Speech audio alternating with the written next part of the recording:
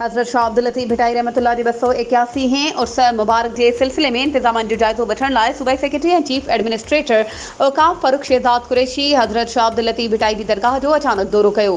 दौरे दौरान दरगाह की खूबसूरती ऐं सिंगारन संवारण वारे हलंदड़ कमन जो जायज़ो पिण वरितो ऐं कमन के जल्द खां जल्द मुकम्मल करण की हिदायत जारी कई।